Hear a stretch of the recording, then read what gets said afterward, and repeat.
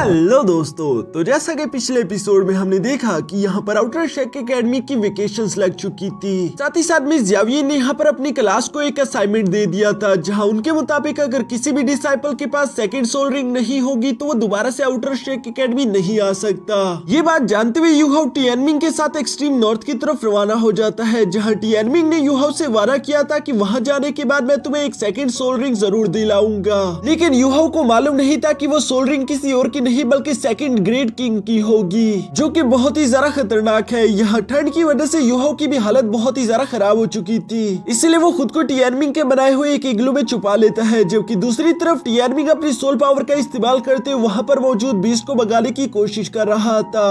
अब आगे तो नेक्स्ट एपिसोड के शुरू में हम देखते हैं जहाँ पर टियानमिंग अपने स्पिरिचुअल पावर्स को कंबाइन करके आइस जेड स्कॉर्पियन एम्प्रेस को बुलाने की कोशिश कर रहा था, लेकिन यहाँ पर टियानमिंग की आवाज किसी लड़की की तरह सुनाई दे रही थी, जो कि कह रही थी कि आइस एम्प्रेस यहाँ पर आ जाओ, मैं जल्द ही एक्सट्रीम नॉर्थ को छोड़कर जाने वाली हूँ, लेकिन उससे पहले मुझे तुमसे एक जरूरी बात करनी होगी। यूहाओ वो आवाज सुनकर हैरान होते हुए टियानमिंग से सवाल करते हुए पूछता है कि आखिर ये किसकी आवाज है, जिस पर टियानमिंग जवाब देते हुए कहता है कि ये स्नो गर्ल की आवाज है, जो कि 7 लाख साल पुरानी सोल बीस्ट है। मैंने उसकी आवाज को कॉपी कर लिया, साथ ही साथ मैं उसके ब्रेथ को भी आसानी के साथ जनरेट कर सकता हूँ, जिसकी वजह से आसपास के इतने सारे बीस्ट डरकर भागना शुरू हो गए थे। इवन कि आइस जेड स्कॉर्पियन बीस्ट भी यहाँ ये बात सुनकर तेजी के साथ उसी तरफ बढ़ रही थी, क्योंकि वो अपनी बहन स्नो गर्ल से मिलना चाहती थी। उसे समझ नहीं आ रहा था कि आखिर यहाँ पर 7 लाख साल तक कल्टीवेशन करने के बाद आखिर मेरी बहन इस एक्सट्रीम नॉर्थ को छोड़कर क्यों जाना चाहती है। लेकिन यहाँ लोकेशन पर आने के बाद बिग बिग काफी ज्यादा गुस्से में आ जाती है, क्योंकि उसे वहाँ पर बुलाने वाली उसकी बहन नहीं बल्कि टियानमिंग था, जिसने यूहाओ का फॉर्म लिया हुआ है। ये देखकर तो बिग बिग गुस्से में कहती है कि आखिर तुम्हारी हिम्मत कैसे हुई, तुमने स्नो गर्ल बनकर मुझे धोखा देने की कोशिश की, आखिर तुम हो कौन। जिस पर टियानमिंग शर्माते हुए जवाब देता है कि फिक्र मत करो, मैं तुम्हारा एक पुराना दोस्त हूँ। लेकिन दूसरी तरफ बिग बिग को इस बात का यकीन नहीं आता, वो यहाँ टियानमिंग पर हमला करना शुरू कर देती है। दूसरी तरफ इग्लू से यूहाओ यहाँ ये सारा नजारा देख रहा था, और वो आइस जेड स्कॉर्पियन बीस्ट की खूबसूरती देखकर समझ जाता है कि टियानमिंग यहाँ पर मुझे खींचकर क्यों लेकर आया। उसने बेशक मुझसे कहा था कि एक्सट्रीम नॉर्थ में मैं तुम्हें सेकंड मार्शल सोल रिंग दिला दूंगा, लेकिन उसका इरादा कुछ और है। वो शायद यहाँ इस लड़की से प्यार करता है। जबकि दूसरी तरफ हम देखते हैं कि आइस स्कॉर्पियन काफी जरा गुस्से में आ चुकी थी। वो यहाँ यूहाओ की बॉडी में मौजूद टियानमिंग पर गुस्सा करते हुए कहती है कि बेशक तुम मुझसे यहाँ पर मिलने के लिए आ गए, तुमने अपने स्पिरिचुअल फॉर्म का इस्तेमाल करके मुझे यहाँ पर बुलाने की गलती की और खुद छुपे रहे, लेकिन चूंकि अब तुम यहाँ पर आ चुके हो तो तुम वैसे भी जिंदा नहीं बचने वाले, मैं तुम्हारी जान ले लूंगी, क्योंकि मैं यहाँ की एक सबसे ज्यादा स्ट्रॉन्गेस्ट बीस्ट हूँ। ये कहते साथ ही आइस जेड स्कॉर्पियन ने सीधे टियानमिंग पर हमला करना शुरू कर दिया था। जबकि दूसरी तरफ हम देखते हैं कि टियानमिंग यूहाओ से कहता है कि यूहाओ अब तुम्हें थोड़ी देर ठंड बर्दाश्त करनी होगी, क्योंकि मैं अपनी स्किन लेकर जा रहा हूँ। टियानमिंग के ऐसा करने की वजह से हम देखते हैं कि यूहाओ को काफी ज्यादा ठंड लग रही थी। वो वहीं पर बैठकर कल्टीवेशन करना शुरू कर देता है ताकि वो कुछ देर तक इस ठंड को बर्दाश्त कर सके। जबकि बाहर की तरफ मौजूद टियानमिंग यहाँ पर आइस जेड एम्प्रेस को बनाने की कोशिश कर रहा था। वो यहाँ पर उससे कहता है कि बेशक तुम यहाँ की एक बहुत ही ज्यादा ताकतवर बीस्ट हो, 4 लाख साल तक तुमने कल्टीवेशन कर ली, लेकिन आगे क्या होगा तुम्हें तो मालूम ही है कि हर 1 लाख साल बाद तुम्हारा हेवनली ट्राइबोल्यूशन होगा। तुम आखिर कितनी बार हेवनली ट्राइबोल्यूशन एग्जाम को पास करोगी, क्योंकि हर बार वो पहले से ज्यादा खतरनाक हो जाता है। जो सुनकर आइस जेड स्कॉर्पियन एम्प्रेस कहती है कि तुम मेरी फिक्र मत करो, और ये कहते साथ ही उसने आइस पावर का इस्तेमाल करते हुए यहाँ पर टियानमिंग पर हमला कर दिया, जिस अटैक के कारण टियानमिंग बहुत ही बुरी तरीके से इंजर्ड हो गया। यूहाओ इग्लू से ये सब देख रहा था, लेकिन वो ठंड के बारे टियानमिंग की कोई मदद नहीं कर सकता। दूसरी तरफ बिग बिग ऐसा करने के बाद काफी जरा खुश होते हुए सीधा यहाँ टियानमिंग की बॉडी के पास आ जाती है, जहाँ वो उसे चूरने की कोशिश कर रही थी, पर उसके ऐसा करते साथ ही अचानक टियानमिंग का ब्लड उसे जकड़ना शुरू कर देता है। असल में ये सब कुछ टियानमिंग की ही एक चाल थी। वो दिखने में बेवकूफ जरूर लगता है, लेकिन है बहुत ही ज्यादा समझदार, जो देखकर बिग बिग चिल्लाते हुए कहती है कि आखिर तुम्हारी हिम्मत कैसे हुई, तुमने धोखे से मुझे अपने ट्रिक में फंसा लिया। जबकि टियानमिंग उसकी ये बात सुनकर कहता है कि हाँ मैं ये बात अच्छे से जानता हूँ, लेकिन तुम भी दिमाग से काम लो। तुम्हें क्या लगता है कि तुम अपने 10 मिलियन कल्टीवेशन बेस तक पहुंच भी पाओगी? वहां तक पहुंचने से पहले ही तुम्हें हेवनली ट्राइबोल्यूशन एग्जाम मार देगा। लेकिन अगर तुम मेरी बात मानती हो और अपनी अभी की पावर्स का इस्तेमाल करके मेरे साथ हाथ मिला लेती हो, तो हम दोनों मिलकर एक गॉड को क्रिएट कर सकते हैं। यहाँ टियानमिंग ये सब कहते हुए साथ ही साथ बिग बिग को अपने ककून में जकड़ता भी जा रहा था, जहाँ बिग बिग लगातार स्लैश अटैक्स लगाते हुए उस ककून को तोड़ने की कोशिश करती है, लेकिन वो ट्रिक काफी काफी ज्यादा पावरफुल थी। टिएनमिंग बिंगमिंग से कहता है कि यूं झटपटाना बंद करो, तुम्हें अच्छे से मालूम होगा कि आज से 10,000 साल पहले ये हुआ था, एक इंसान गॉड में बदल चुका था। तब के वक्त मुझे मेरी क्लैन ने निकाल दिया था और मुझे अकेले ही रहकर अपने 1 मिलियन ईयर्स तक कल्टीवेशन करनी पड़ी। मैं उस इंसान का गॉड बनने में साथ नहीं दे पाया, क्योंकि अगर ऐसा काम मैंने किया होता तो आज के दिन में इमॉर्टल बन चुका होता।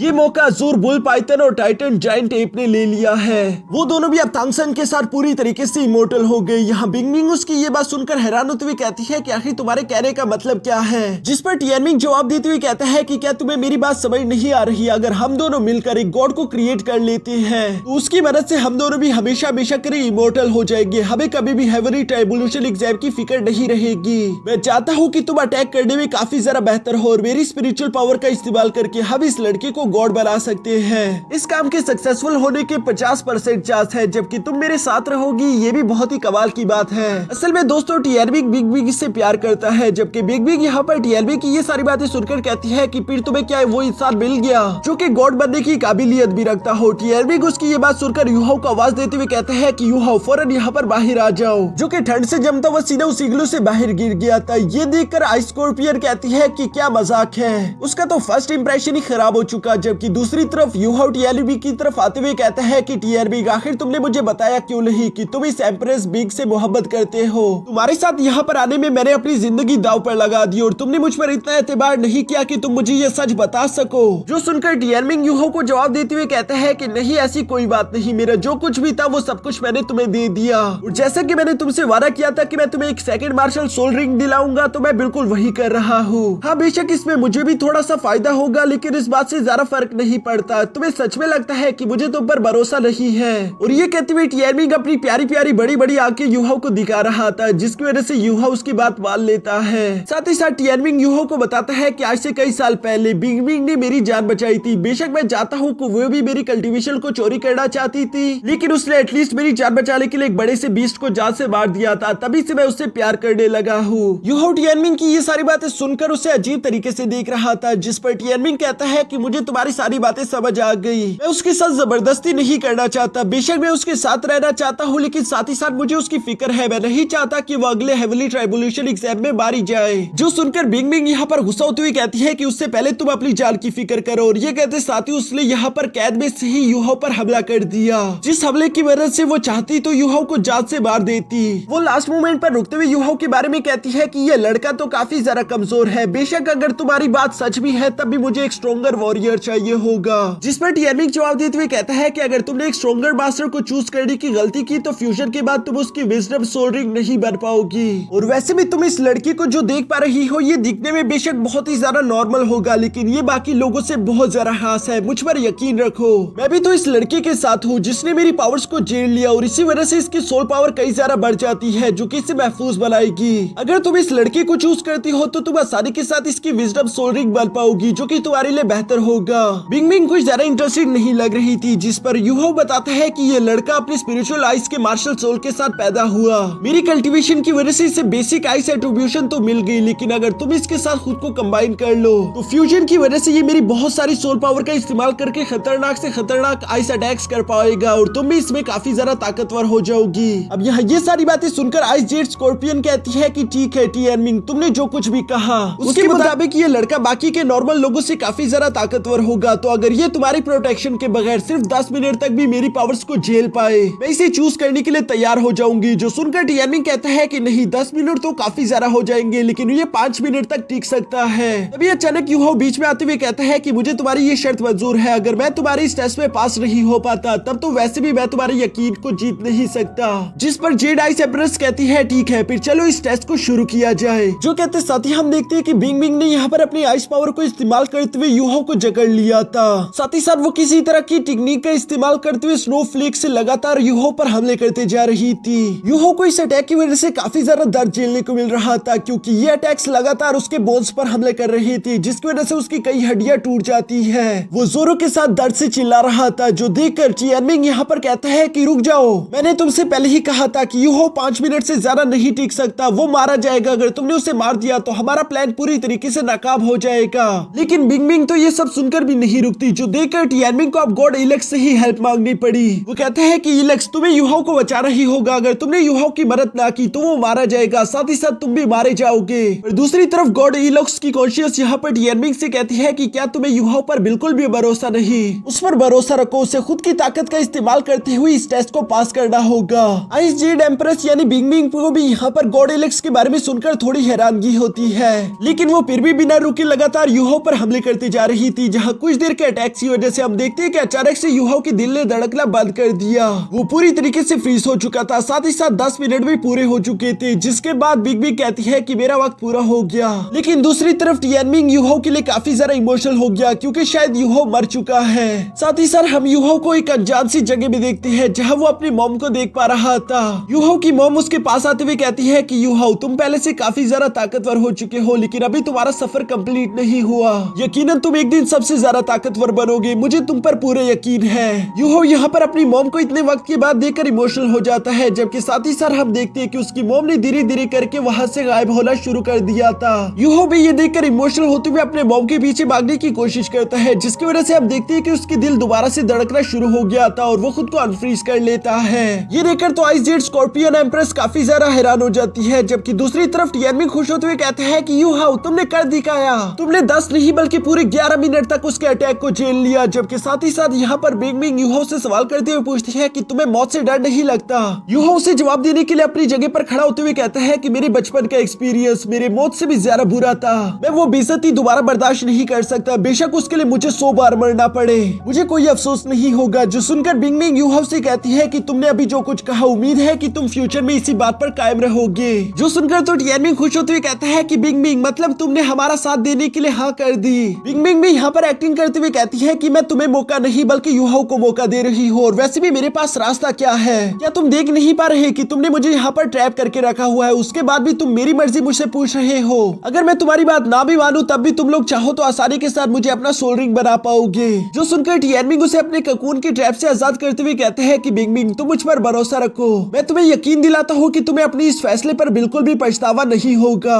दूसरी तरफ बिंगबिंग आजाद होती साथ ही यहाँ पर युहाओ को अपने साथ हवा में ले जाती है, जबकि उसने अपनी बॉडी से सोल को बाहर निकालते हुए सीधा युहाओ की बॉडी में ट्रांसफर कर दिया, जिसकी वजह से बिंगबिंग युहाओ के सोल सी में पहुंच जाती है, जहां पहुंचते साथ ही सबसे पहले टिएनमिंग उसे वेलकम करने के लिए तैयार खड़ा था। वो बिंगबिंग को बताता है कि आज से ये हमारा नया घर होगा, जहां तभी अचानक बिंगबिंग की नजर साइड पर अचानक ग्रे एयर पर पड़ जाती है, जिसे देखते हुए वो हैरान होते हुए सवाल कर रही थी कि आखिर वो क्या है, जिसके बारे में टिएनमिंग जवाब देते हुए कहता है कि ये एक बहुत ही लंबी कहानी है, बाद में मैं तुम्हें इसके बारे में समझाऊंगा। साथ ही साथ टिएनमिंग यहाँ पर युहाओ से कह रहा था कि तुम्हारे पास जो लेफ्ट आर्म पे सोल बोन है अब उसका इस्तेमाल करके तुम इसकी बॉडी को खुद के साथ फ्यूज करो। और दोस्तों आप लोगों को याद ही होगा कि ये सोल बोन युहाओ को मिस यावियो ने दिया था, जबकि साथ ही साथ उसने युहाओ को ये भी बताया था कि इसका इस्तेमाल करके किसी भी सोल बॉडी को तुम आसानी के साथ अपने साथ फ्यूज कर पाओगे। यहाँ भी बिल्कुल वही हो रहा था, जहाँ युहाओ सोल बोन का इस्तेमाल करते हुए आइस जेड स्कॉर्पियन बीस्ट की बॉडी को खुद के साथ मर्ज करने की कोशिश करता है। इसकी वजह से युहाओ को काफी ज्यादा तकलीफ झेलनी पड़ रही थी, जो देखकर बिंगबिंग यहाँ टिएनमिंग से कहती है कि बेशक तुम एक बहुत बड़े नमूने हो, लेकिन मानना पड़ेगा कि तुम्हारी चॉइस बिल्कुल भी खराब नहीं।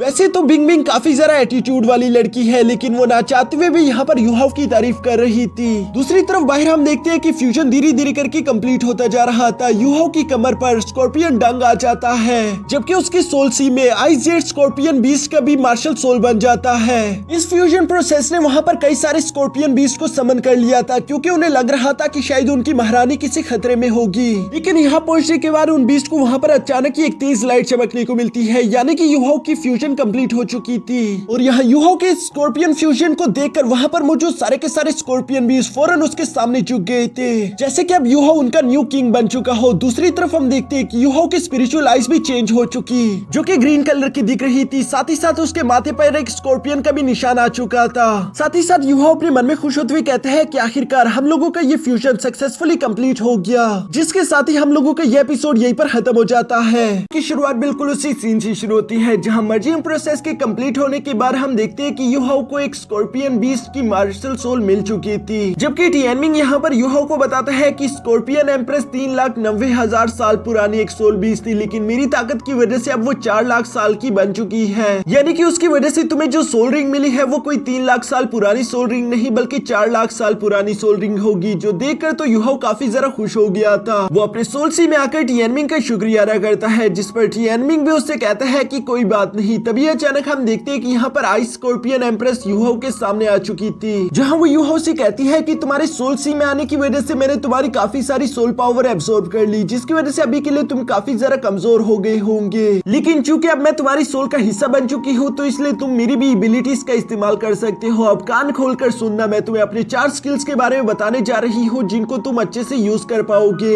इसमें से पहले स्किल का नाम आइस एम्परर क्लास स्किल है, जिसका इस्तेमाल करके तुम मेन अटैक जनरेट कर पाओगे, जबकि दूसरा है आइस एम्परर शील्ड बॉडी, जिसका इस्तेमाल करके तुम डिफेंस कर सकते हो। जबकि तीसरे और चौथे का नाम है domain soul skill and surging power, जिसका इस्तेमाल करके तुम ज्यादा से ज्यादा स्ट्रॉन्गेस्ट अटैक का इस्तेमाल कर पाओगे। मेरी इन सब स्किल के दौरान ही तुम्हें आइस एट्रीब्यूशन मिलेगी, इसलिए तुम्हारे सामने कोई भी आइस एट्रीब्यूशन पावर वाला तो खड़ा ही नहीं हो पाएगा। ये सुनकर तो यूहो खुश होते हुए कहता है कि सच में, वैसे क्या मैं जान सकता हूँ कि तुम्हारी ये स्किल टियानमिंग के million years old soul ring के स्किल से भी ज्यादा पावरफुल है। जिस पर तो आइस स्कॉर्पियन एम्प्रेस यहाँ पर एटीट्यूड के साथ कहती है कि टियानमिंग के स्किल हाई है, लेकिन उसकी और मेरी फाइटिंग एबिलिटीज का कोई मैच नहीं। मेरी एबिलिटीज और स्किल वैसे तुम्हें ज्यादातर तो अल्टीमेट अटैक ब्रांच के लिए सुटेबल बनाती है, लेकिन इन्हीं में से एक डिफेंस स्किल भी है जो कि तुम्हें कंट्रोल ब्रांच के लिए भी सुटेबल करेगी। यहाँ उसकी ये सारी बातें सुनकर तो टियानमिंग अपना मुंह बना रहा था, जिस पर आइस एम्प्रेस कहती है कि वैसे टियानमिंग की स्पिरिट पावर स्ट्रॉन्ग है, ये बात तो माननी पड़ेगी।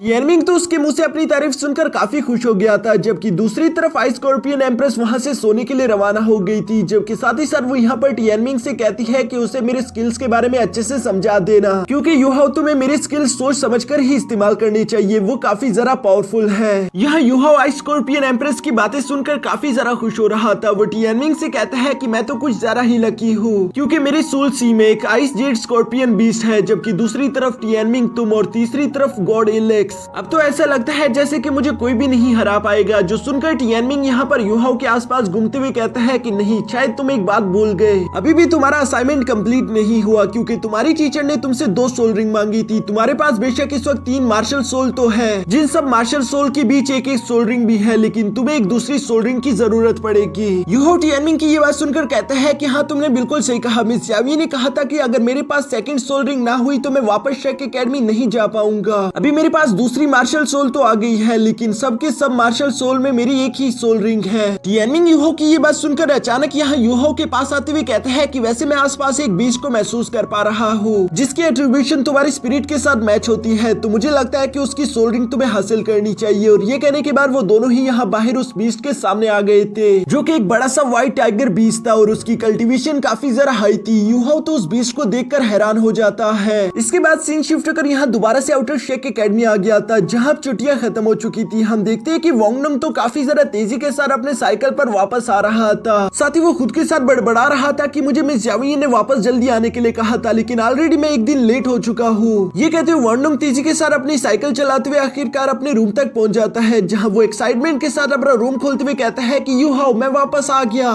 लेकिन कमरे में देखने के बाद तो वहाँ अंदर कोई भी मौजूद नहीं था, जो देखकर तो वांगडंग थोड़ा सा निराश हो जाता है। इवन कि वो मिस यावी के पास आकर जब ये पूछता है तो मिस यावी उससे भी ज्यादा शॉक थी। वो कहती है कि तुमने क्या कहा, यूहो अभी तक वापस नहीं आया, जिस पर वांगडंग कहता है कि हाँ, आपने बिल्कुल सही कहा। मुझे लगता है कि वो बीस्ट का शिकार करने के लिए गया होगा, लेकिन यूहो काफी ज्यादा कमजोर है, उसके पास कोई खास अटैक स्किल नहीं है। कहीं यूहो किसी बड़ी मुश्किल में ना फंस गया हो। जो सुनकर मिस यावी कहती है कि वैसे यूहो अपने साथ किसी टीचर को लेकर नहीं गया, इवन कि उसकी टीचर यूहो की मदद कर सकते थे। क्या पता शायद टैंक क्लैन में से कोई यूहो के साथ गया हो ताकि वो उसके साथ सोल रिंग हासिल कर सके। वांगडंग को तो ये सुनकर एक उम्मीद मिलती है, इसलिए वो वहाँ से भागते हुए कहता है कि मुझे जल्दी से जल्दी तांग्या और मिस्टर बीबी से इस बारे में सवाल करना चाहिए। पर उन दोनों के पास पहुंचकर वांगडंग को जानने को मिलता है कि यूहो की मदद करने के लिए टैंक क्लैन से तो कोई नहीं गया, इवन कि ज़्याओ ज़्याओ भी यूहो के साथ नहीं गई थी। चाहे तो वांगडंग ने सारा दिन लगाकर लोगों से यूहो के बारे में ही सवाल किए, लेकिन यूहो के बारे में किसी को भी कोई इन्फॉर्मेशन नहीं थी, जो जानकर तो वांगडंग को काफी ज्यादा बुरा लग रहा था। उसे लग रहा था कि शायद उसने यूहो को खो दिया।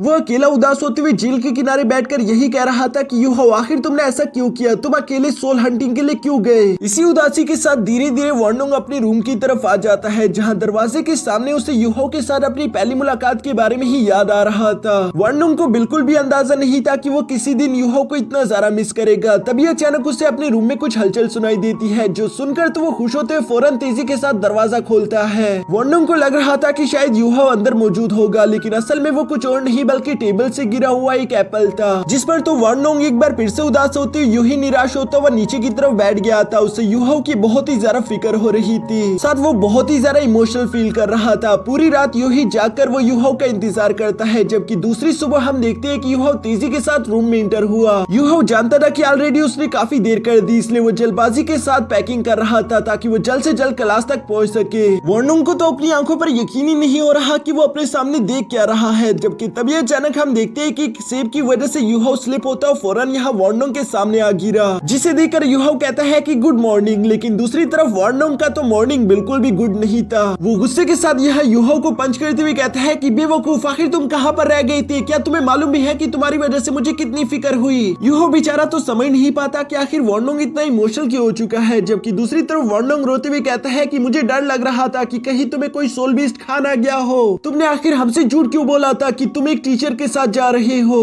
तुम्हें यूं ही अकेले शिकार पर नहीं जाना चाहिए था। ये कहते हुए वॉर्नोंग अभी भी रो रहा था, जिस पर यूहो से चुप कराते हुए कहता है कि रोना बंद करो, मैं तुम्हें सब कुछ एक्सप्लेन कर दूंगा। मेरी कुछ मजबूरियां थी, वरना मैं कभी ऐसा ना करता। इसके बाद हम देखते हैं कि वॉर्नोंग और यूहो यहाँ पर उसकी टीचर के पास भी आ गई थी, जहाँ पर टीचर भी यूहो पर चिल्लाते हुए कह रही थी कि यूहो तुमने आने में इतनी देर क्यों कर दी? असल में वो भी यूहो के लिए बहुत ही ज्यादा फिक्रमंद थी, जिस पर यूहो उनसे कहता है कि मैम मुझे माफ कर दीजिए। दूसरी तरफ मिस ज़ियावी अपने हाथ बांधते हुए यूहो से कहती है कि चलो एक्सप्लेन करो कि आखिर तुम्हारे साथ क्या हुआ था, तुमने ऐसा क्यों किया? यूहो मिस ज़ियावी की ये सारी बातें सुनकर यहाँ इनसे कहता है क्योंकि मेरी मार्शल सोल ब्रेक हो चुकी थी। ये सुनकर तो वहाँ पर मौजूद उसके दोनों टीचर काफी जरा हैरान हो गए थे। यूहो आगे झूठ बोलते हुए कहता है कि मिस ज़ियावी आपने खुद ही कहा था कि अगर हमारी सोल पावर लो हो और हम यूं ही लगातार कल्टीवेशन करने की कोशिश करें तो इस फोर्सफुल कल्टीवेशन की वजह से हमारा मार्शल सोल भी ब्रेक हो सकता है। यही हुआ मेरे साथ। मिस ज़ियावी यूहो की ये बात सुनकर उदास होते हुए यूहो के पास आकर कहती है कि क्या सच में ये सब हुआ? उसे यकीन तो नहीं आ रहा था, लेकिन साथ ही साथ उसे यूहो के लिए अब काफी बुरा भी लग रहा था।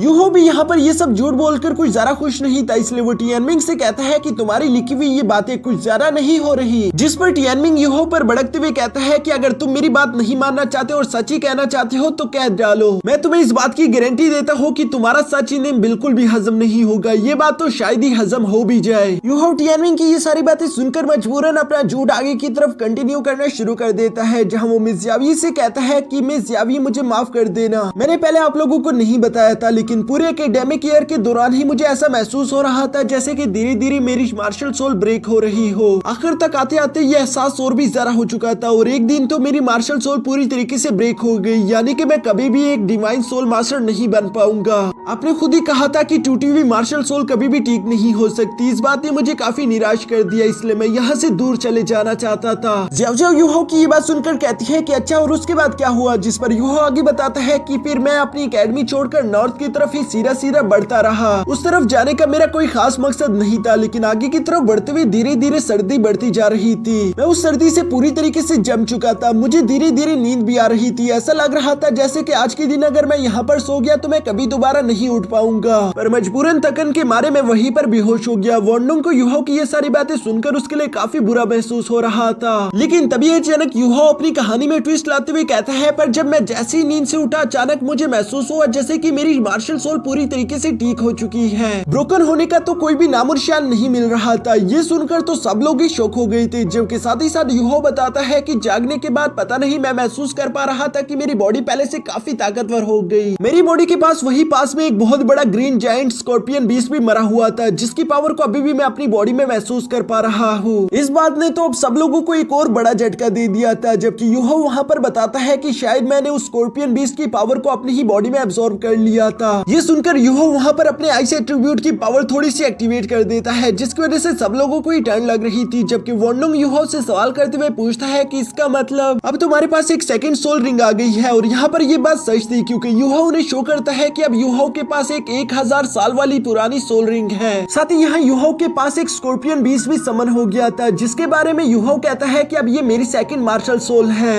यूहो तो इन लोगों को बारी बारी झटके पे झटके दे ही जा रहा था, जबकि वॉर्नोंग यहाँ यूहो से कहता है कि वाह तुम्हारे साथ कितना अच्छा हुआ, किस्मत से तुम्हें एक सेकंड मार्शल सोल रिंग मिल गई। यहाँ यूहो वॉर्नोंग की बातें सुनते हुए अपने मन में टियानमिंग से सवाल करते हुए पूछता है कि वैसे मेरी सेकंड मार्शल सोल तो आइस एम्प्रेस थी ना, तो आखिर तुम इस स्कॉर्पियन बीस्ट के इल्यूजन को कैसे दिखा पा रहे हो, जिस पर टियानमिन कहता है कि तुमने मेरी पावर्स को कुछ ज्यादा ही कम समझ लिया। हमारे सिल्कवर्म क्लैन के पास काफी सारी एबिलिटीज होती है और ये कहने के बाद हमें पास्ट का वही सीन दिखाई दिया जहाँ यूहो के सामने वही व्हाइट टाइगर बीस्ट आ गया था और यूहो को अपने मार्शल सोल आइस की वजह से मालूम हो जाता है कि ये कोई व्हाइट टाइगर नहीं बल्कि असल में यूहो के सामने एक आइस सिल्कवर्म है, बिल्कुल टियानमिन की तरह, जो कि अपनी इल्यूजन वाली पावर्स का इस्तेमाल करते हुए इन लोगों के सामने व्हाइट टाइगर बनकर आया हुआ है। ये सोचने के बाद टियानमिन यहाँ यूहो से कहता है कि अगर तुमने इस बीस्ट को हरा दिया तो इसकी ये स्किल तुम्हें मिल जाएगी। जो सुनने के बाद हम देखते हैं कि यूहो यहाँ जंप करते हुए फौरन उस बीस्ट के साथ फाइट करना शुरू कर देता है और अल्टीमेटली यूहो ने उस व्हाइट टाइगर बीस्ट को हरा दिया, जिसकी वजह से यूहो को ये इल्यूजन वाली स्किल मिल पाई। यहाँ यूहो अपने सारे झूठ बोलने के बाद आखिरकार कहानी को खत्म करते हुए मिस ज़ाविये से कहता है कि मिस ज़ाविये, मुझे इस बीस्ट की वजह से शायद एक सेकंड मार्शल सोल मिल चुकी है, तो अब मुझे क्या करना होगा। जिस पर मिस ज़ाविये यहाँ यूहो से कहती है कि यकीनन तुम्हारा ये स्कॉर्पियन बीस्ट काफी ज्यादा रेयर होगा, क्योंकि हर बीस्ट के पास इतनी खासियत नहीं होती कि वो किसी की मार्शल सोल बन पाए। ये वैसे तुम्हारे लिए काफी अच्छा हुआ क्योंकि आइस स्कॉर्पियन बीस्ट अपने अटैकिंग पावर के लिए जाने जाते हैं, ये काफी बेस्ट होते हैं आइस एट्रीब्यूशन में। पर साथ ही साथ मिस ज़ाविये यहाँ पर यूहो को वार्न करते हुए कहती है कि बेशक तुम्हें अब सेकंड मार्शल सोल मिल चुकी है, लेकिन तुम्हें कोशिश करना होगा कि तुम अपने पहले स्पिरिट आइस पर ही ज्यादा ध्यान दो। जो सुनकर यूहो मिस ज़ाविये से कहते हैं कि हाँ मैं बिल्कुल ऐसे ही करूंगा, जबकि दूसरी तरफ टियानमिन यूहो से कह रहा था कि देखो मेरा प्लान काम कर गया, अब तुम्हें कोई भी परेशानी नहीं आने वाली। तभी अचानक हम देखते हैं कि यहाँ यूहो के पेट से आवाज आ रही थी, यानी कि उसे भूख लगी है, इसलिए मिस ज़ाविये इन लोगों से कहती है कि जाकर पहले कुछ खा लो। वॉन्डोंग भी बिल्कुल ऐसे ही महसूस कर रहा था, इसलिए यूहो, वॉन्डोंग और ज़ियाओ ज़ियाओ सीधा कैफेटेरिया की तरफ रवाना हो गई, जहाँ पर टांगिया और मिस्टर बीबी पहले से ही मौजूद थे। टांगिया यहाँ पर अचानक से यूहो को देखकर काफी खुश होते हुए फौरन उसके पास आकर कहती है कि आखिरकार तुम वापस आ गए, जबकि मिस्टर बीबी भी यहाँ पर यूहो से मिलकर काफी ज्यादा खुश था। टांगिया एक्साइटेड होते हुए यूहो से सवाल करते हुए पूछती है कि बताओ तुम कहाँ रह गए थे, मुझे भी सब कुछ जानना है, तुमने इन छुट्टियों के दौरान क्या कुछ किया। जो सुनकर यूहो यहाँ इससे पहले कुछ भी कह पाता दोबारा उसके पेट से आवाज आती है, इसलिए वो मिस टांगिया से कहता है क्यों ना हम लोग पहले कुछ खा ले, क्योंकि मुझे बहुत भूख लगी है, उसके बाद हम लोग बैठकर बातें करेंगे। जो सुनकर मिस्टर बीबी यहाँ पर यूहो से कहता है कि ठीक है, फिर हम लोगों की मुलाकात रात को ही होगी, और ये कहने के बाद वो दोनों वहाँ से रवाना हो गए। जबकि यूहो भी यहाँ पर अपने दोस्तों को ट्रीट देते हुए अच्छे से खाना खिलाता है। ये लोग खाना खाने के बाद एंजॉय करते हुए बाहर की तरफ जा ही रहे थे, तभी अचानक डाई हुआबिन और उसके दोस्त यहाँ इन लोगों का रास्ता रोक लेते हैं, जहाँ पर कैट गर्ल यूहो को देखकर कह रही थी कि देखो ये तो यूहो है, आखिर तुम हमारे आउटर शेक एकेडमी में क्या कर रही हो, तुमने तो ओपनिंग सेरेमनी मिस कर दी थी, रूल्स के हिसाब से तो तुम्हें यहाँ से निकल जाना चाहिए। जो सुनकर यूहो गुस्से के साथ उसे जवाब देते हुए कहता है कि इससे तुम्हारा कोई लेना देना नहीं, लेकिन कैट गर्ल अपनी बातों से बाज नहीं आती।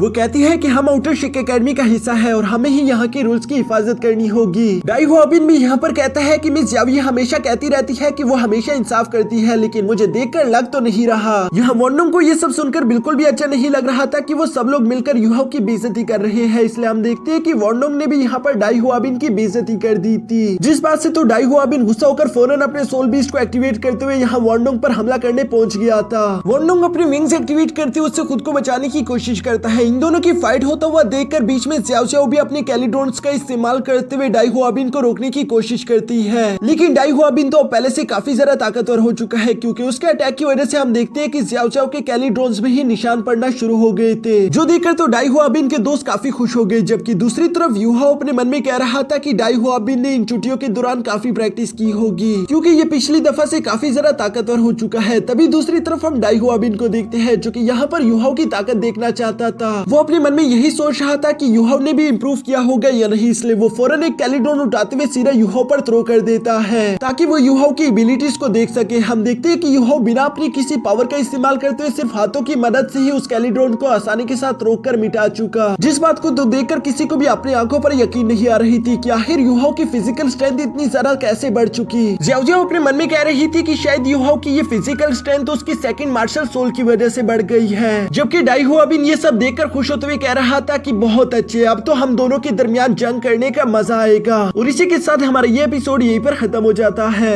हेलो दोस्तों, तो जैसा कि पिछले एपिसोड में हमने देखा कि यूहो काफी देर से ही सही लेकिन वापस आउटर शेक एकेडमी पहुंच चुका था, जहां उसके दोस्त यूहो की काफी फिक्र कर रहे थे। लेकिन यूहो ने अपनी 1 लाख साल पुरानी सोल रिंग दिखाते हुए बताता है कि मैं काफी ज्यादा खुशकिस्मत हूँ, मुझे ये 1 लाख साल पुरानी आइस स्कॉर्पियन बीस्ट की सोल रिंग मिल गई। इसके बाद हमने देखा कि यूहो अपने दोस्तों के साथ कैंटीन में खाना खाने गया हुआ था, जहाँ इन लोगों की मुलाकात डाई हुआबिन और उसके चमचों से हो गई थी। डाई हुआबिन बिला वजह इन लोगों को परेशान करने की कोशिश करता है, जिसकी वजह से यूहो सिर्फ अपने फिजिकल स्ट्रेंथ का इस्तेमाल करते ही यहाँ इस फाइट को रोक चुका था। अब आगे तो नेक्स्ट एपिसोड की शुरुआत बिल्कुल उसी सीन से शुरू होती है, जहां डाई हुआबिन यहाँ यूहो से कह रहा था कि तुम्हें तो इस एकेडमी में होना भी नहीं चाहिए, क्योंकि तुमने रूल्स को तोड़ते हुए सेरेमनी अटेंड नहीं की। तो क्यों ना हम लोग एक शर्त लगाए जिसके मुताबिक हम दोनों एक दूसरे से फाइट करेंगे, और अगर हम लोग इस फाइट को जीत जाते हैं तो तुम लोगों को फ्रेशमैन एग्जाम के तौर पर जो प्राइज मिला था वो तुम हमें दोगे। ज़्याओ ज़्याओ तो जानती थी कि इन लोगों को फ्रेशमैन एग्जाम टॉप करने पर एक सोल बोन मिली थी, लेकिन वो तो ऑलरेडी उसने अपने साथ मर्ज कर ली है, इसलिए वो इस कंपटीशन की बिल्कुल खिलाफ थी। जो सुनकर डाई हुआबिन यहाँ पर यूहो से कहता है फिर तो तुम्हें शेक एकेडमी से निकलना होगा।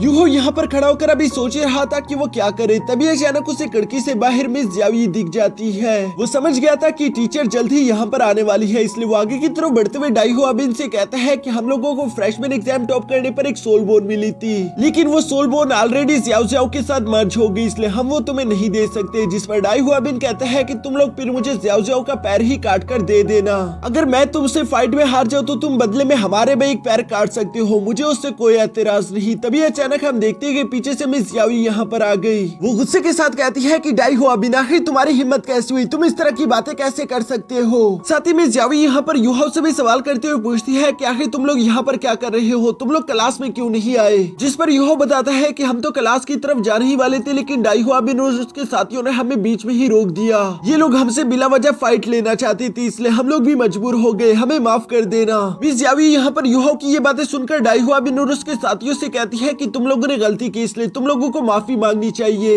लेकिन कैटगर्ल आगे की तरफ आते हुए एटीट्यूड के साथ कहती है कि हम लोगों ने कोई गलती नहीं की और इसलिए हम लोग माफी भी नहीं मांगेंगे। मिस ज़ियाओ को उसकी ये बात बिल्कुल भी अच्छी नहीं लगती। वो कहती है कि इसका मतलब तुम सिर्फ फाइट ही करना चाहती हो, अगर यही है तो ठीक है, तुम लोगों को फाइट मिलेगी, लेकिन फाइट में जो भी टीम हारेगी वो अपनी गलती मानकर दूसरे से माफी मांगेगी।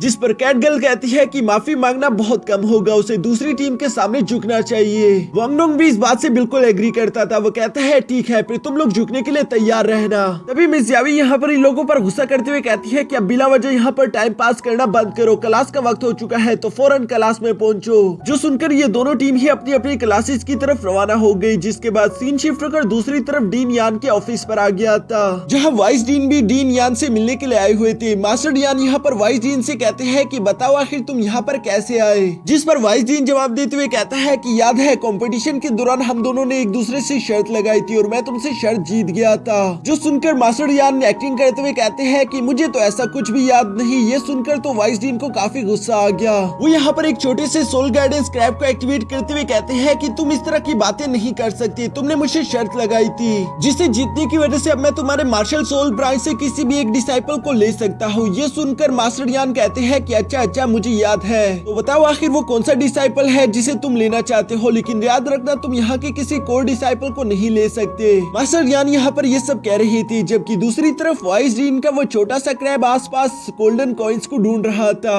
वाइस डीन मास्टर यान की ये बात सुनकर उसे यूहो का नाम लेते हुए बताते हैं। जो सुनकर मास्टर यान तो गहरी सोच में पड़ गए थे। वो याद करते हुए सोचते हैं कि यूहो वही बच्चा है जिसके पास एक 10 साल पुरानी सोल रिंग थी। मुझे वो पहले तो कुछ खास नहीं लगा था, लेकिन वाइस डीन जो उसे यूं मांग रहा है कहीं उसने कुछ ज्यादा ही कल्टीवेशन ना कर ली हो। मुझे लगता है पहले मुझे उसके बारे में थोड़ा सा समझ लेना चाहिए कि उसकी कल्टीवेशन लेवल इस वक्त क्या है और वो किस पोजीशन पर है। जो सब सोचने के बाद मास्टर यहाँ पर वाइस डीन से कहते हैं कि तुमने अभी जो कुछ कहा वो बिल्कुल सही है, लेकिन तुम्हें पता होगा कि एक डिपार्टमेंट को किसी भी स्टूडेंट के लिए चेंज करना कोई आसान काम नहीं, ये एक बहुत ही लेंथी प्रोसेस होगा, इसलिए इसमें थोड़ा सा वक्त लग सकता है। जो सुनकर तो वाइस डीन गुस्से में आते हुए अपना हाथ टेबल पर मारते हुए कहते हैं कि तुम इस तरह नहीं कर सकते, सकते। दूसरी तरफ सीन शिफ्ट होकर यहाँ क्लास 1 पर आ चुका था, जहाँ पर मिस यावी अपने डिसाइपल को बीस्ट ब्यूरो के बारे में पढ़ा रही थी। तभी अचानक क्लास 2 की टीचर अपने साथ 2 साथियों को लेकर फौरन यहाँ क्लास 1 में दरवाजा खोलते हुए इंटर हो गई थी, जिसे देखकर मिस यावी हैरान होते हुए कहती है कि आखिर तुम लोग यहाँ पर क्या कर रहे हो।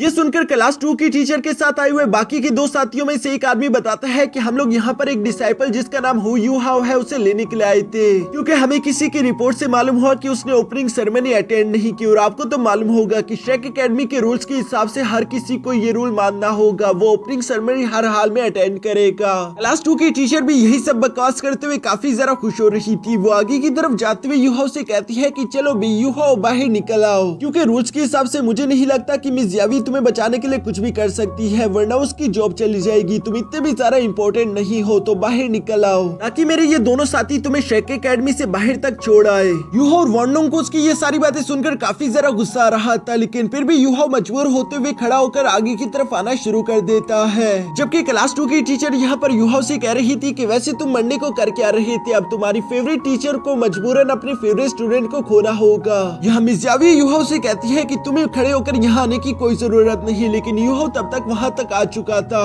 जहाँ पर हम देखते हैं कि क्लास 2 के साथ आए हुए वो दोनों साथी फौरन यहाँ यूहाओ को पकड़ते हुए कहते हैं कि तुमने चूंकि रूल्स को तोड़ा है, तो इसलिए अब तुम शेक एकेडमी में पढ़ने से डिस्क्वालिफाइड हो चुके हो। ये सब सुनकर बाकी के सब लोग काफी ज्यादा गुस्से में आ चुके थे। इवन के डिसाइपल भी आपस में बातें करते हुए कह रहे थे कि ये कितनी बुरी बात है, ये लोग हमारे मॉनिटर को इतनी छोटी सी बात पर यहाँ से बाहर निकाल रहे हैं, ये बिल्कुल भी ठीक नहीं। दूसरी तरफ हमें मास्टर यान के ऑफिस में वाइस डीन दिखाया जाता है, जो कि मास्टर यान को मनाने के लिए उसे कहता है कि याद करो मैंने तुम पर कई सारे फेवर किए हैं, अगर मैं तुम्हें गिनवाऊं तो तुम पर 2 नहीं 3 नहीं 4 या फिर 5 फेवर्स हैं जिनको तुम्हें चुकाना होगा। तो मुझे या तो ये बच्चा चाहिए या फिर मुझे वो सारे के सारे फेवर्स आज के दिन ही तुम्हें चुकाने होंगे। जो सुनकर मास्टर यान अपने मन में कहते हैं कि वैसे ये लड़का इतना भी ज्यादा खास नहीं, अगर मैंने वाइस डीन की बात ना मानी तो बिला वजह मेरा कई सारा नुकसान हो जाएगा। जो सब सोचने के बाद मास्टर यान आखिरकार वाइस डीन से कहते हैं कि ठीक है, मुझे तुम्हारी ये शर्त मंजूर है, तुम यूहाओ को अपने पास रख सकते हो। वैसे भी मैं एक जेंटलमैन हूँ, मैंने तुमसे जो वादा किया था मैं उसे पूरा करूंगा।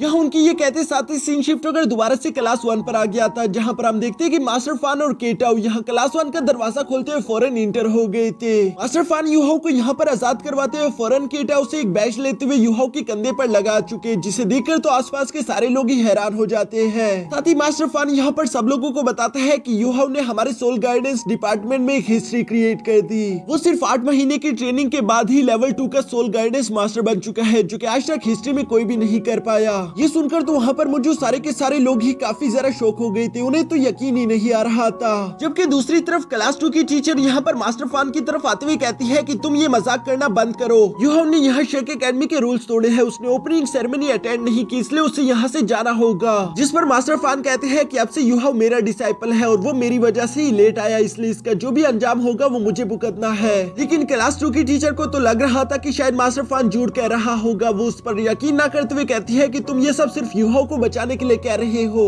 लेकिन मास्टर फान के पास तो ऑलरेडी ट्रांसफर पेपर्स थे, जो कि मास्टर यान ने साइन किए थे, और उसके हिसाब से यूहाओ अब से वाइस डीन का डिसाइपल होगा। ये पढ़कर तो क्लास 2 के टीचर का मुंह ही खुला की खुला रह गया, जबकि आसपास के डिसाइपल तो ये सुनकर काफी ज्यादा खुश हो गए थे। यूहाओ और उसके दोस्तों का चेहरा भी यहाँ पर खिल चुका था, जबकि क्लास 2 की टीचर गुस्से के साथ फौरन यहाँ से बाहर चली जाती है। क्लास 1 के डिसाइपल भी उसे इतनी आसानी के साथ जाने नहीं देते, बल्कि उस पर बू के नारे लगाते उसे यूं शर्मिंदा करते हुए यहाँ से निकालते हैं। उसके यहाँ से जाने के बाद मास्टर फान यहाँ यूहाओ से कहते हैं कि एग्जाम के बाद तुम सोल गाइडेंस ब्रांच आ जाना, जहाँ पर तुम्हें रिपोर्ट करना है। जो सुनकर यूहाओ भी उनके साथ एग्री हो गया। साथ ही सीन शिफ्ट होकर दोबारा से मास्टर यान के ऑफिस पर आ जाता है, जहाँ पर हम देखते हैं कि वाइस डीन ने अपने क्रैब का इस्तेमाल करते हुए कई सारे गोल्ड कॉइंस जमा कर लिए थे। वो यहाँ मास्टर यान से कहता है कि हम लोगों ने ऑलरेडी काफी ज्यादा वक्त जाया कर लिया, मुझे यहाँ से चलना चाहिए। और ये कहने के बाद वो वहाँ पर मौजूद सारे के सारे गोल्ड कॉइन उठाकर वहाँ से रवाना हो गया। जबकि मास्टर यान ये देखकर हैरान होते हुए अपने मन में कहते हैं कि क्या मैंने अपने ऑफिस में इतने सारे गोल्ड कॉइंस गिराए हैं, मुझे तो यकीन नहीं आ रहा। वाइस डीन वाकई में काफी ज्यादा चालाक है, जो कि बहुत ही समझदारी के साथ दूसरों का फायदा उठा लेता है। जबकि बाहर की तरफ हम वाइस डीन को भी देखते हैं, जो कि मास्टर यान के ऑफिस से बाहर निकलते हुए काफी ज्यादा खुश दिखाई दे रहा था।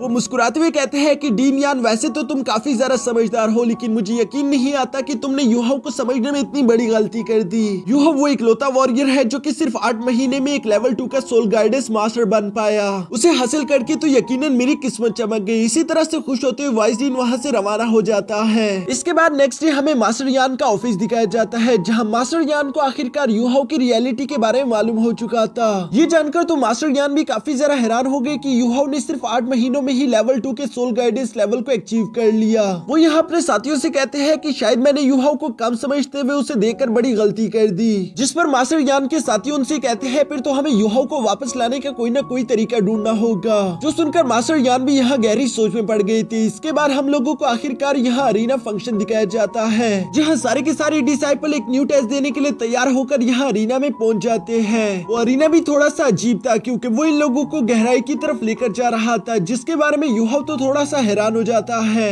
लेकिन ज़्याओ ज़्याओ यूहाओ को बताती है कि तुम्हें परेशान होने की कोई जरूरत नहीं, ये हमें सिटी ऑफ बीस्ट की तरफ लेकर जा रहा है। साथ ही ज़्याओ ज़्याओ यहाँ पर यूहाओ को बताती है कि सामने के तुम जो गोल्डन केजेस देख पा रहे हो इसके अंदर काफी सारे बीस्ट मौजूद है। हमारे शेक एकेडमी ने ऑलरेडी कई सारे लाखों साल पुराने सोल बीस्ट को भी यहाँ पर पाल के रखा हुआ है। यूहाओ ये सब सुनकर एक्साइटेड होते हुए कहते हैं कि मिस यावी ने हमें इस टेस्ट के बारे में बताया था, हम यहाँ पर जितने भी हाई लेवल के बीस्ट को हराएंगे उतने ही हम लोगों के ज्यादा पॉइंट्स होंगे। यहाँ वो अभी ये सब कह ही रहा था, तभी अचानक दूसरी तरफ डाइहोआबिन और उसके दोस्त भी यहाँ पर आ जाते हैं, जो कि दोबारा से यूहाओ का मजाक उड़ा रहे थे। एडगल कहती है कि यूहाओ तुम्हारे पास तो सिर्फ 10 साल पुरानी सोल रिग है, उसके साथ आखिर तुम यहाँ पर क्या ही उखाड़ लोगे। यूहाओ को भी यहाँ पर अपनी ये बेइज्जती अच्छी नहीं लगती, इसलिए वो डाइहोआबिन के पास आकर कहता है कि याद है कल तुमने मुझसे शर्त लगाई थी, तो अगर चाहो तो तुम अभी भी मेरे साथ उस कंपटीशन को खेल सकते हो, जहाँ हारने वाला अपनी गलती को मानकर दूसरे के सामने झुककर माफी मांगेगा। डाइहोआबिन दोस्त की बात सुनकर खुश होते हुए कहता है कि ठीक है, जैसी तुम्हारी मर्जी, अगर तुम इन सब लोगों के सामने खुद को बेइज्जती करवाना चाहते हो तो मैं तुम्हें नहीं रोकूंगा। यहाँ इन दोनों के दरमियान अब शर्त लग चुकी थी, जिसके बाद आखिरकार ये बीस्ट कंपटीशन शुरू हो गया था। सब लोग इसके लिए काफी ज्यादा एक्साइटेड दिखाई दे रहे थे। तभी अचानक यहाँ पर अरीना में लाल बालों वाला एक गुस्सैल आदमी दिखाई देता है, जिसे देखकर तो ज़्याओ ज़्याओ यहाँ पर मिस यावी से सवाल करते हुए पूछती है कि आखिर ये आदमी कौन है। मिस यावी भी उस आदमी की तरफ देखकर बताती है कि इस आदमी का नाम गोंग चैंग लोंग है, जो कि इस जगह का हेड है। साथ ही इस आदमी को तुम लोग बीस्ट किंग के नाम से भी जान सकते हो। जो सुनकर तो यूहाओ काफी जरा हैरान हो गया कि अच्छा तो ये है वो बीस्ट किंग। मिस यावी बताती है कि असल में बीस्ट किंग काफी जरा गुस्सैल आदमी है, मुझे तो यकीन ही नहीं आता कि ये इस मैच को देखने के लिए यहाँ पर आ गया। यहाँ ये सब चल रहा था, तभी अचानक मास्टर यान यहाँ पर इस कंपटीशन को शुरू करा देते हैं, जहाँ सबसे पहले यूहाओ अपना टेस्ट देने के लिए मैदान में पहुंच जाता है। मास्टर यान यहाँ पर अरीना में यूहाओ को देखकर अपने मन में कहता है कि यूहाओ तुम सिर्फ 8 महीने में ही लेवल 2 के सोल गाइडेंस मास्टर बन गए, मैं देखने चाहूंगा कि आखिर तुम्हारा सीक्रेट क्या है। जबकि दूसरी तरफ बीस्ट किंग ने भी यहाँ पर यूहाओ से यही सवाल किया कि बताओ यूहाओ, यहाँ पर 100 से लेकर 1000 तक के सोल बीस्ट है, आखिर तुम किससे फाइट करना चाहोगे। यूहाओ उसका ये सवाल सुनकर जवाब देते हुए बोलता है कि मैं एक 100 साल पुराने सोल बीस्ट के साथ फाइट करना चाहूंगा। ये सुनकर तो आसपास के डिसाइपल उसका मजाक उड़ा रहे थे, जबकि कैटगर्ल कहती है कि यूहाओ के पास तो वैसे भी सिर्फ 10 साल पुरानी सोल रिंग थी, यकीनन वो इससे ज़ारा के साथ फाइट भी नहीं कर सकता था, ये तो पूरी तरीके से डरपोक इंसान है। लेकिन डाइहोआबिन को ये सब बहुत ही अजीब लग रहा था। वो अपने मन में कहते हैं कि यूहाओ आखिर तुम क्या करने का सोच रहे हो। बीस्ट किंग यहाँ पर यूहाओ की बात सुनते साथ ही मुस्कुराते वहाँ पर एक सोल बीस्ट को आजाद करने के लिए कह देता है, जिसका नाम फेंग द वुल्फ था। मास्टर यान यहाँ पर इस वुल्फ के बारे में सोचकर अपने मन में कहते हैं कि बेशक यूहाओ ने उस बीस्ट को चूज किया जो कि सिर्फ 1 सेंचुरी पुराना है। इस वुल्फ की कल्टीवेशन इतनी ज्यादा हाई नहीं, लेकिन ये जब पहली दफा यहाँ पर आया था तभी से मुझे याद है कि इस वुल्फ की रफ्तार बहुत ज्यादा तेज थी। मास्टर यान यहाँ पर ये सब कह रहे थे, जबकि दूसरी तरफ हम उस वुल्फ को देखते हैं जो कि दौड़ते हुए यहाँ काफी ज्यादा तेजी के साथ यूहाओ के आसपास घूमता जा रहा था, जबकि दूसरी तरफ यूहाओ काफी ज्यादा शांति के साथ अपनी जगह पर खड़ा था। यहाँ सब लोग ही परेशान थे कि आखिर अब यूहाओ क्या करेगा। अभी अचानक हम देखते हैं कि उस वुल्फ ने तेजी के साथ आगे बढ़ते हुए यूहाओ पर हमला कर दिया, जो देखकर यूहाओ भी अपने सोल रिंग्स की पावर अचानक से एक्टिवेट कर देता है। जहाँ पर हम देखते हैं कि यूहाओ की सोल पावर काफी ज्यादा थी, जिससे टकराकर वो वुल्फ तो पीछे आ गिरा और वहाँ पर मौजूद सब लोग ही यहाँ पर यूहाओ की इस ब्रेथ पावर को महसूस कर पा रहे थे। यूहाओ का चेहरा यहाँ पर काफी ज्यादा सीरियस हो चुका था, जबकि उसके आसपास 2 रेड कलर की सोल रिंग्स देखकर तो सब लोग ही काफी ज्यादा हैरान थे। बीस्ट किंग और वहाँ पर मौजूद बाकी के टीचर हैरान होते हुए कहते हैं कि आखिर यूहाओ के पास 1 लाख साल पुरानी सोल रिंग कैसे आ गई। जबकि यूहाओ सिर्फ इसी के साथ नहीं रुकता, बल्कि वो अरीना में अपने जायंट आइस स्कॉर्पियन बीस्ट को भी समन कर लेता है। मास्टर यान तो यहाँ पर ये सब देखकर कह रहे थे कि इस लड़के की स्किल तो इंटरेस्टिंग है, जबकि मिस यावी अपने मन में कह रही थी कि यूहाओ के पास ये सेकंड रिंग कहाँ से आ गई। ज़्याओ वर्नोंग और बाकी के डिसाइपल भी यहाँ पर यूहाओ की इतनी सारी एनर्जी देखकर बहुत ही ज्यादा सरप्राइज लग रहे थे। डाइहोआबिन तो अपने सामने यूहाओ की इतनी सारी एनर्जी देखकर बहुत ही ज्यादा घबरा चुका था। वो कहते हैं कि नहीं, ये नहीं हो सकता, ये इम्पॉसिबल है। दूसरी तरफ अरीना में यूहाओ की इतनी ज्यादा सोल पावर हो जाने की वजह से आसपास के सारे सोल बीस्ट घबरा चुके थे, वो डर जाते हैं, जो देखकर तो बीस्ट किंग काफी ज्यादा सरप्राइज हो गया था। जबकि साथ ही साथ हम लोगों को युहाओ का यहाँ सोल सी दिखाया जाता है, जहाँ हमें बताया गया कि ये सब कैसे हुआ। असल में ये सब कुछ टियानमिन का प्लान था। वो युहाओ से कहता है कि हम लोगों को डाई हुआबिन को मजा चखाना चाहिए, क्यों ना तुम अपनी सोल पावर का इस्तेमाल करके अपने 4 लाख साल पुरानी सोल रिंग को सिर्फ 1 लाख साल का दिखाओ। जबकि साथ ही साथ अब तो तुम्हारे पास इल्यूशन की भी पावर है, इसलिए हम उसे डबल कर देंगे, जिसकी वजह से तुम्हारे पास 1 लाख साल पुरानी सोल रिंग दिखेगी। इसके अलावा तुम इल्यूशन ट्रिक का इस्तेमाल करते हुए एक बड़े से स्कॉर्पियन बीस्ट को दिखा दोगे तो वहाँ पर मौजूद कोई भी तुम्हारे सामने टिक नहीं पाएगा। और असल में अरीना में बिल्कुल यही सब हुआ। यहाँ अपने पावर्स को डीएक्टिवेट करने के बाद हम देखते हैं कि बीस्ट किंग तो काफी जरा गुस्से के साथ सीधा युहाओ की तरफ ही आ रहा है, जो देखकर युहाओ टियानमिन से कहता है कि प्लीज मेरी मदद करो, आखिर ये बीस्ट किंग इतने गुस्से के साथ मेरे पास क्यों आ रहा है। टियानमिन बेचारा तो खुद भी घबरा चुका था, इसलिए वो युहाओ से कहते हैं कि मुझे पूरा यकीन है तुम अकेले ही उसे संभाल लोगे। और ये कहते साथ ही वो खुद की जान बचाकर वहाँ से निकल लिया। जबकि बीस्ट किंग तो काफी जरा गुस्से के साथ यहाँ युहाओ के सामने आकर कहता है कि आखिर तुम क्या करने की कोशिश कर रहे थे। तभी अचानक मास्टर यान भी यहाँ अरीना में आ गए थे, जो कि बीस्ट किंग से कहते हैं कि अभी के लिए हमें इस कंपटीशन को आगे के लिए कंटिन्यू करना चाहिए, तुम बाद में इस लड़के से बात कर लेना। जो सुनकर बीस्ट किंग कहते हैं कि इस लड़के ने मेरे सारे के सारे बीस्ट को डरा दिया, वो डर के मारे मर रहे हैं, कोई भी बीस्ट मूव नहीं कर पा रहा, सबके सब पैरालाइज हो चुके हैं, आज के दिन ये कंपटीशन आगे नहीं बढ़ सकता। ये कहते हुए बीस्ट किंग गुस्से के साथ वहाँ से रवाना हो गया, जिसके बाद मास्टर यान भी माफी मांगते वहाँ पर सब लोगों से कहते हैं कि आज के दिन हम इस कंपटीशन को यहीं पर छोड़ते हैं, कुछ प्रॉब्लम्स की वजह से आज के दिन ये कंपटीशन खत्म नहीं हो पाएगा। जो सुनकर आसपास के सब लोग तो यहाँ युहाओ के बारे में ही बात कर रहे थे। डाई हुआबिन भी यहाँ पर खुद को संभाल नहीं पा रहा था। वो कहता है कि नहीं, ये बिल्कुल सच नहीं हो सकता, आज के बाद मुझे नहीं लगता कि कोई भी डिसाइपल युहाओ को कम समझने की गलती करेगा। दूसरी तरफ मास्टर यान यहाँ पर युहाओ से कहते हैं कि चलो युहाओ मेरे साथ आओ, हम दोनों को बैठकर कुछ बातें करनी चाहिए। जो सुनकर युहाओ मास्टर यान के साथ रवाना हो जाता है, जबकि दूसरे मिस यावी ये सब देख रही थी। और इसी के साथ हमारा ये एपिसोड यहीं पर खत्म हो जाता है।